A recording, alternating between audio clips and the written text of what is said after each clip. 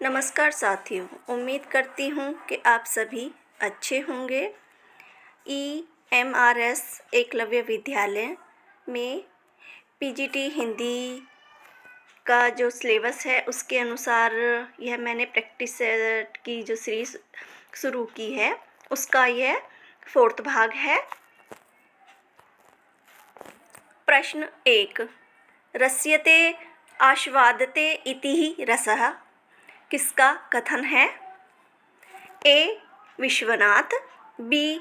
वामन, सी. भरत मुनि, डी. दंडी। आंसर है इसमें हमारा ए. विश्वनाथ का यह कथन है। प्रश्न 2, दोष यदि काव्य की विपत्ति के लिए होते हैं तो गुण काव्य की संपत्ति के लिए। यह कथन किस आचार्य का है? ए. भरत मुनि, बी. भामह, सी. दंडी, डी. पंडित राज जगन्नाथ। आंसर है इसमें हमारा सी. दंडी का यह कथन है। प्रश्न 3, निम्नलिखित कथनों में से असंगत कथन का चयन कीजिए। ए. जिसके कारण हृदय में भाव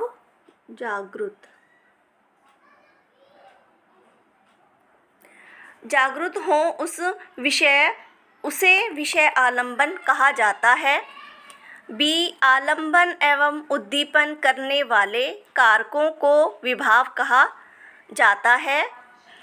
सी. ऐसे साधन जो प्राथमिकतः स्थायी भावों को जागृत करते हैं उन्हें आलंबन कहा जाता है। डी. भावों को जागृत कर उद्दीपित करने वाले कारकों को अनुभव कहा जाता है। तो आंसर होगा इसमें जो असंगत है वो हमारा है डी, क्योंकि इन्हें अनुभाव नहीं विभाव कहा जाता है। प्रश्न 4, आचार्य भरत मुनि ने रीति के लिए किस शब्द का प्रयोग किया है? ए. प्रवृत्ति, बी. गुण, सी. रस, डी. मार्ग। आंसर होगा इसमें हमारा ए. प्रवृत्ति। भरत मुनि ने रीति के लिए प्रवृत्ति का प्रयोग किया है और मार्ग जो है वो कुंतक जो है उन्होंने रीति के लिए मार्ग शब्द का प्रयोग किया है। प्रश्न 5, आनंदवर्धन ने औचित्य के कितने भेदों का उल्लेख किया है? ए. 8, बी. 4, सी. 3, डी. 6। आंसर है इसमें हमारा डी. 6 भेदों का उल्लेख किया है इन्होंने, आनंदवर्धन ने औचित्य की। प्रश्न 6, निम्न में से ध्वनि सिद्धांत का समर्थक आचार्य है? ए. कुंतक, बी. पंडित राज जगन्नाथ, सी. क्षेमेंद्र, डी. महिम भट्ट। आंसर है इसमें हमारा बी. पंडित राज जगन्नाथ ने ध्वनि सिद्धांत का समर्थक आचार्य हैं। प्रश्न 7, रसमंजरी किसकी रचना है? ए. श्रीहर्ष, बी. कल्हण, सी. धनंजय, डी. भानुदत्त। आंसर है इसमें हमारा डी. भानुदत्त की रचना है रसमंजरी।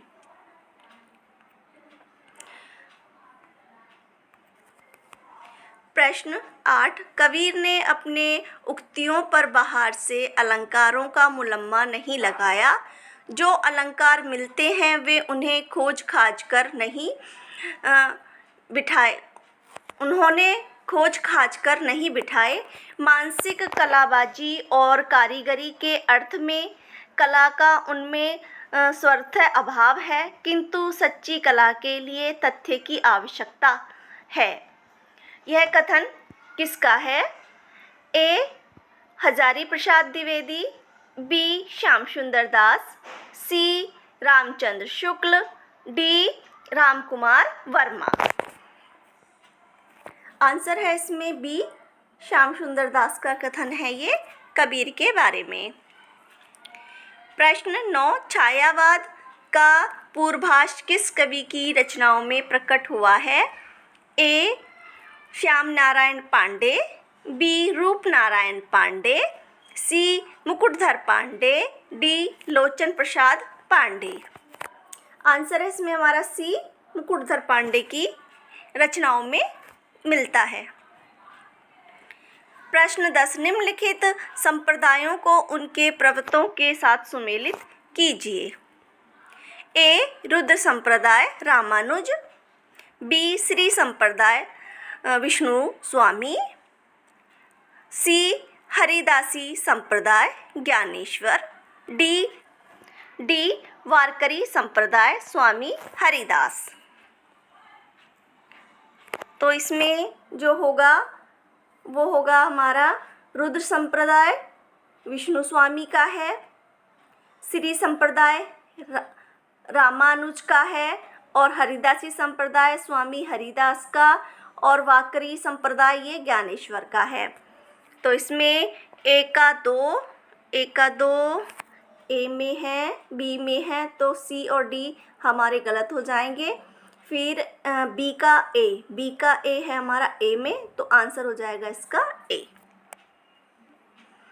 प्रश्न 11, शिव पूजन सहायिका देहाती दुनिया किस विधा की रचना है?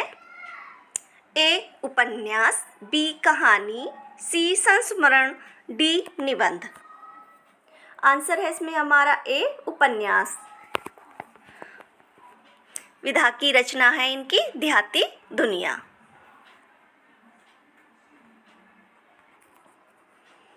प्रश्न 16, अर्ध सम्मात्रिक जाति का छंद है? 1 चौपाई, 2 कुंडलिया, 3 दोहा, 4 रोला। तो आंसर है इसमें हमारा 3 दोहा छंद है, वो अर्ध सम्मात्रिक छंद है। प्रश्न 17, संतो भई आई ज्ञान की आंधी रे पंक्ति में कौन सा अलंकार है? 1 रूपक, 2 अतिशयोक्ति, 3 अनियोक्ति, 4 उपमा। आंसर है इसमें हमारा 1 रूपक अलंकार है इसमें। प्रश्न 18, निम्नलिखित में से कौन निश्चल का अर्थ नहीं है? 1 जो अपने स्थान से हिल ना सके, 2 स्थिर, 3 निश्चित, 4 अचल। तो आंसर है इसमें हमारा 3 निश्चित। निश्चल का अर्थ नहीं है, बाकी ये तीनों निश्चल के अर्थ हैं। प्रश्न 19, नियत शब्द युग में से सही अर्थ भेद का चयन कीजिए।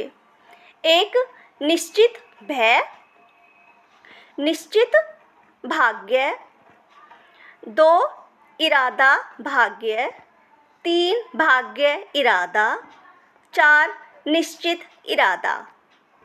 तो आंसर है इसमें हमारा 4 निश्चित इरादा। नियत पहले नियत शब्द का है निश्चित, और दूसरे जिसमें बड़ी की मात्रा है नियत उसका है इरादा। प्रश्न 20, निम्नलिखित में से तद्भव शब्द का चयन कीजिए। 1 हस्त, 2 हसित, 3 हरिक, 4 हींग। आंसर है इसमें 4 हींग।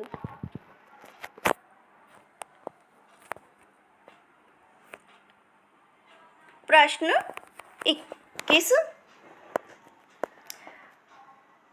सुब्रन शब्द है? 1 तद्भव, 2 देशज, 3 विदेशी, 4 तत्सम।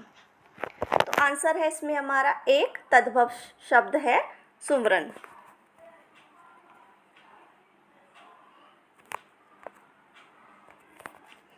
प्रश्न 22, डायरी लेखन के विषय में कौन सा कथन संगत नहीं है? 1 इसमें समय और स्थान के संदर्भ में अभिव्यक्ति दी जाती है। 2, इसमें लेखक के आत्मीय गुण तथा प्रवृत्तियों की अभिव्यक्ति होती है। 3, इसमें व्यक्ति निरपेक्षता रहती है। 4, इसमें तात्कालिक संवेदनात्मक भावों की अभिव्यक्ति होती है। तो आंसर है इसमें हमारा 3, इसमें व्यक्ति निरपेक्षता रहती है। ये इसमें संगत नहीं है, गलत है ये, बाकी ये तीनों सही हैं इसमें। प्रश्न 23, निम्नलिखित में से कौन सा कथन असत्य है? 1, समाचार के 6 ककार होते हैं। 2, समाचार की शुरुआत जिन पंक्तियों से होती है उसे समाचार का इंट्रो कहा जाता है। 3, समाचार लेखन की सबसे उपयोगी एवं लोकप्रिय शैली उल्टा पिरामिड शैली है। 4, प्रथम 4 ककार के उत्तर समाचार के निचले भाग में दिए जाते हैं। तो इसमें जो आंसर गलत है वो है 4। इसमें अंत में नहीं दिए जाते, वो मतलब पहले ही होते हैं जिसमें उसकी जानकारी दी जाती है कैसे क्या हुआ, पहले जो 4 ककार होते हैं उसमें। प्रश्न 24, हिंदी शब्दकोश में इनमें से कौन सा शब्द सबसे पहले आएगा? 1, क्षमा। 2, पकवान। 3, त्रिटक। 4, द्वारा। तो आंसर है इसमें हमारा 1, क्षमा।